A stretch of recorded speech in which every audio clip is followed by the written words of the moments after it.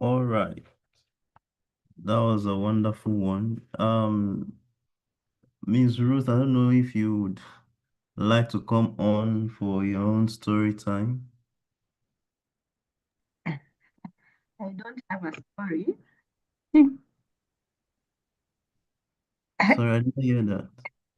Yeah, I was not scheduled to be a storyteller. Okay. Yeah, I'm just part of the organizing team. All right. All right. All Yes, right. yes, yes. Bamiyo, can you would you like to share some of your insight on storytelling in this part? Honorable Commissioner, sir.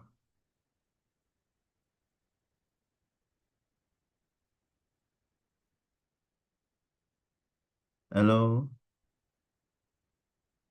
Okay, so while Mr. Joshua prepares for another one, I would like us to possibly continue with what we were doing initially so that then they would come on again to share another story. And hopefully Dr. Claire can join while we wrap up this section.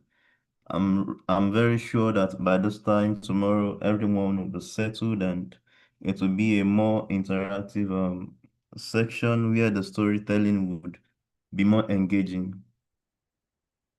So sit tight while I share this with us once again.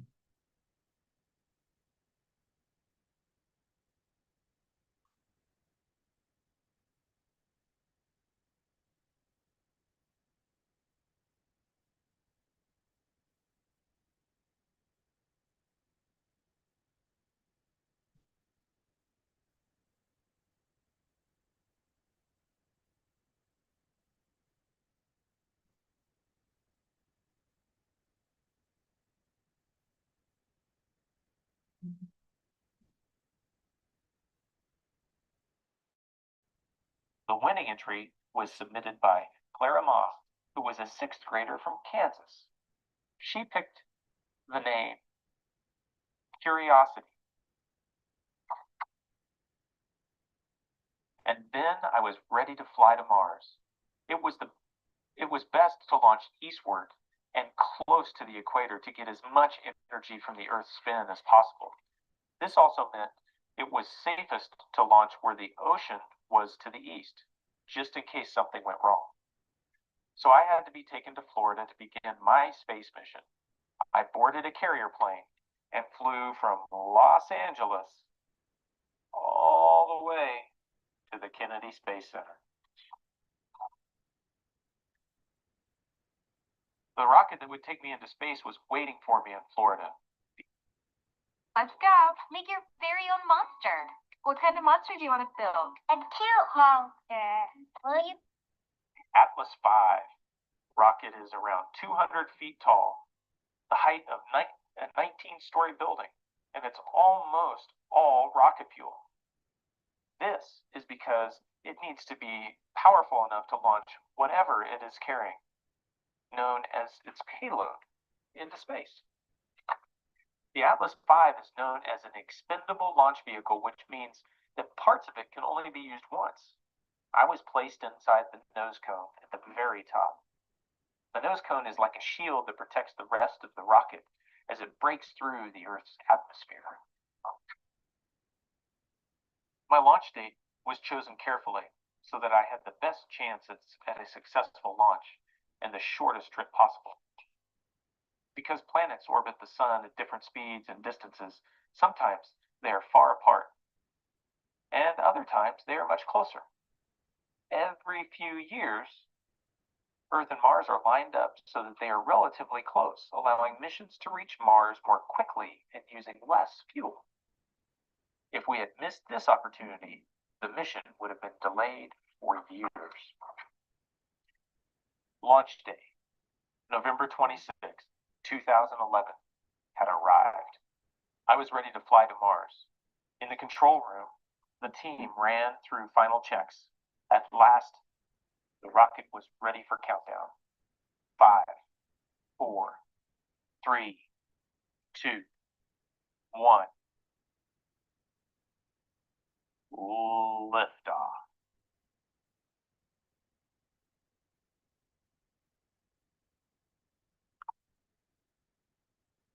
hardest part of my journey was breaking through Earth's atmosphere and reaching space. Once Atlas V's various boosters had done their job of getting the rocket into space, they broke off and fell safely into the ocean. After 253 days hurtling through space, I finally arrived near Mars, traveling 13,000 miles per hour. Next would be the trickiest part of my entire journey, landing safely.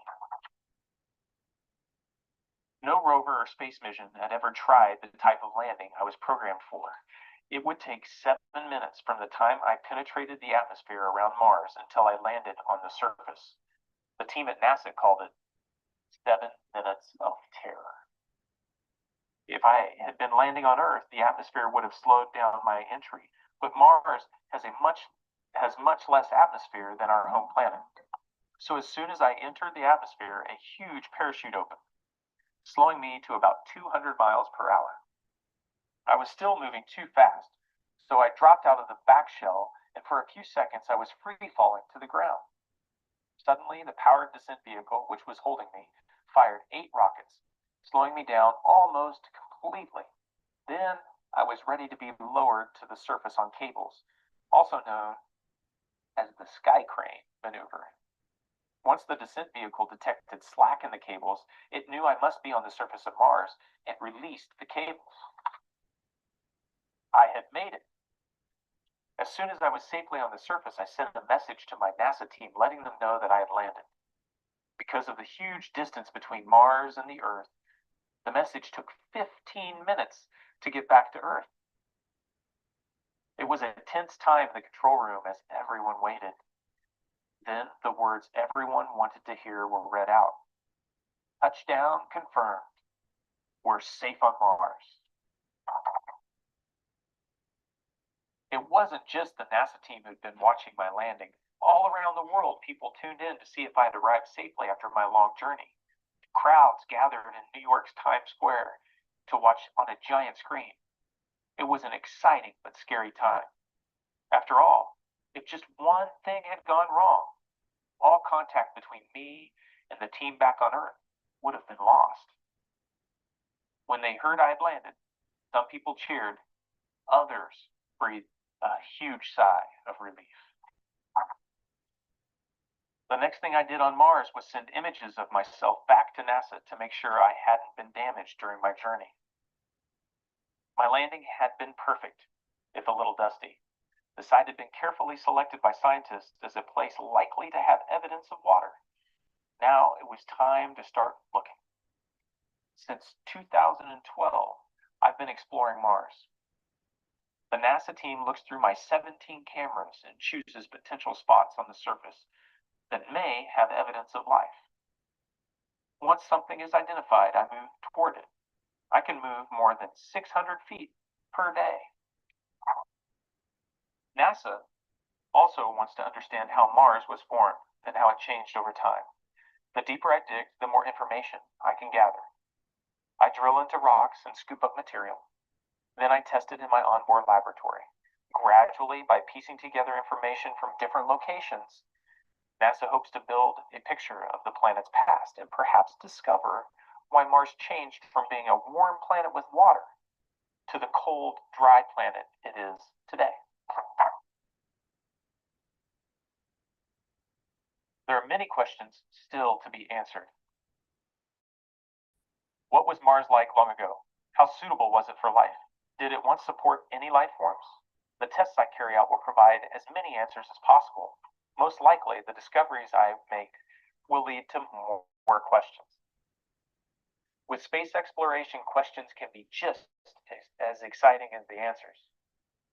Thanks to the curiosity of explorers, Neil Armstrong's footprints are on the moon.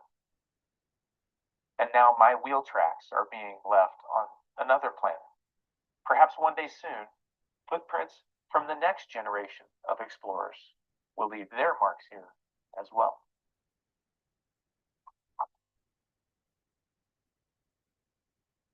Curiosity is the passion that drives us through our everyday lives. We have become explorers and scientists with our need to ask questions and to wonder. We will never know everything there is to know, but with our burning curiosity, Claremont. Well, that's a fabulous book. And I want to thank you for spending time reading Curiosity, the story of a Mars rover with me on the International Space Station. I hope that you join us soon again for another Storytime book or one of our science demonstrations. Until then, bye-bye. Thank you for joining us for Storytime from Space. We hope you enjoyed our story today from the International Space Station. We hope you'll join us again soon for another book reading or for one of our science experiments. Until next time, we look forward to reading together again soon.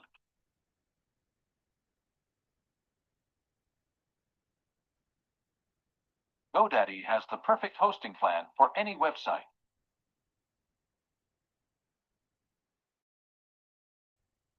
All right.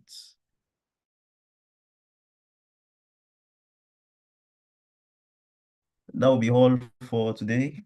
I want to appreciate the score while the story time was on. It's another time tomorrow, same time, 8 p.m. Kenyan time. Do join us for an exciting moment. Thank you. Bye for now.